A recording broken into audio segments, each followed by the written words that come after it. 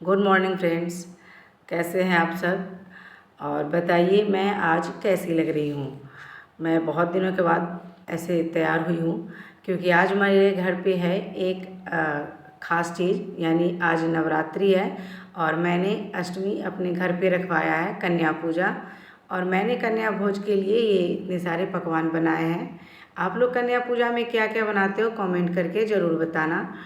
और किस लिए रखवाया है ये भी मैं लास्ट में बताऊंगी। और ये है हमारी दो बेटियां जो एक ही रंग के कपड़े पहने हैं, एक है मेरा बेटा और ये है कन्या है जिसे मैंने अपने घर में भोज के लिए बुलाया है। और ये छोटी सी परी आपको दिख रही है, वो बड़ी प्यारी बच्ची है। आपको कैसी लग रही है? और ये मैं हूँ और ये मेरी फ्रेंड है। मैं बता दूं, मैं यहाँ अपने घर में नहीं रह रही हूँ, ये मेरा रेंट का घर है। और जो ये छोटी बच्ची है वो जो मकान मालकिन है उनकी बेटी है। और जो बच्चे हैं वो पूरे नहीं हैं, अभी और बच्चों का आना बाकी है, तब तक इनकी मस्ती मतलब चालू है। और ये सारे बच्चे आ गए हैं तो मैं पहला रस्म कर रही हूँ जो पाँव धोना होता है माता रानी का। तो मैं ये पहले ही शुरुआत कर रही हूँ छोटी सी बच्ची से, क्योंकि ये सबसे छोटी माता है और बड़ी प्यारी भी लग रही है। तो मैंने पहले शुरुआत किया इनके पैर धोने से। और मैं अच्छे से इनका पैर धो दिया, अच्छे से पोंछ देती हूँ तौलिए से, ताकि जो कलर लगाऊं तो वो फैले नहीं। और उसके बाद आया मेरा बेटा, क्योंकि यहाँ पे कन्या भोज जो खिलाते हैं ना उसमें एक भैरव बाबा की ज़रूरत होती है, मतलब एक लड़के को खिलाना होता है। तो मैंने यहाँ पे अपने बेटे को रखा है। ये भैरव बाबा खाएंगे तो कुछ नहीं, बस थोड़ी देर बैठेंगे। तो मैंने इनका भी पैर धो दिया है, अच्छे से साफ़ कर दिया। और इसी तरीके से मैं जो 9 कन्याएं हैं मैं सबका पैर ऐसे बारी बारी से धो दूँगी। तो ये मेरी बेटी आ गई छोटी वाली। और बच्चे बहुत शैतान होते, बहुत मस्ती करते हैं। तो जितनी देर मैंने पैर धोया उतनी देर बच्चे पूरे झगड़े लड़ाई मारपीट कर रहे थे। तो मैंने बारी बारी से सबके पैर धो दिए हैं।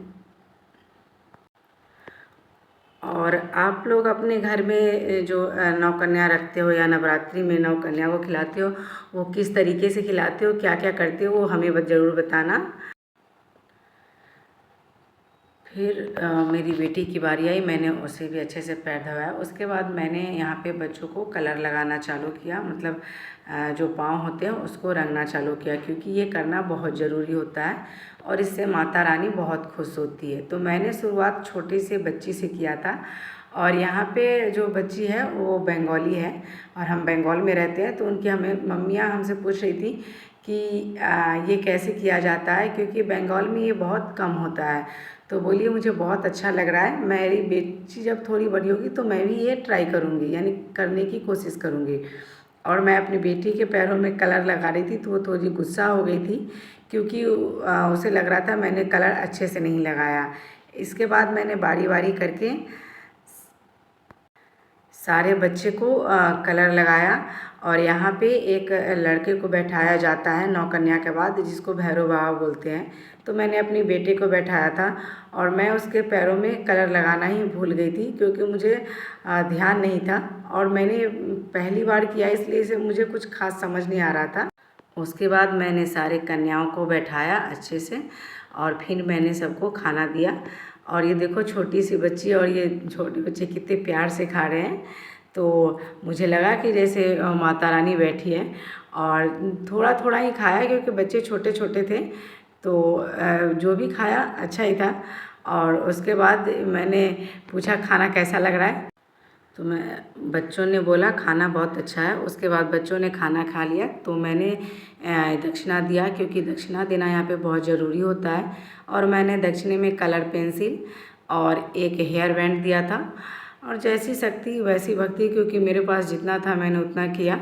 और इस बच्ची को मैंने दोबारा दिया, क्योंकि इसे मैंने 2 बार बैठाया था, क्योंकि एक कन्या कम पड़ गई थी, उसमें 9 कन्या की ज़रूरत होती है।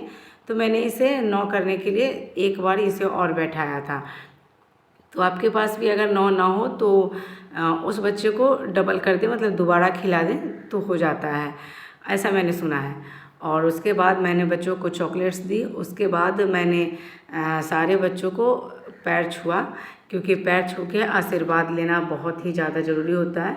कहा जाता है माता रानी आशीर्वाद देती है, क्योंकि जो ये 9 कन्या होती है वो माता रानी का ही रूप होती है और इसी रूप की हम लोग इस दिन पूजा करते हैं। तो मैंने सारे बच्चों का पैर छू के आशीर्वाद लिया और अब मैं लास्ट में बताऊंगी कि मैंने ये नवरात्रि में जो 9 कन्या खिलाया ये मैंने किस खुशी में रखा था, क्योंकि आज मेरा बहुत बड़ा काम हुआ था और मेरे लिए तो बड़ा है। इसके बाद मैंने सारे बच्चों की करी विदाई।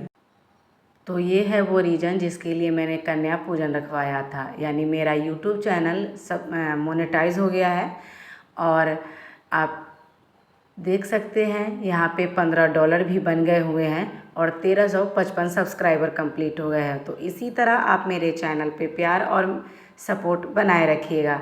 फिर मिलेंगे अगली स्टोरी के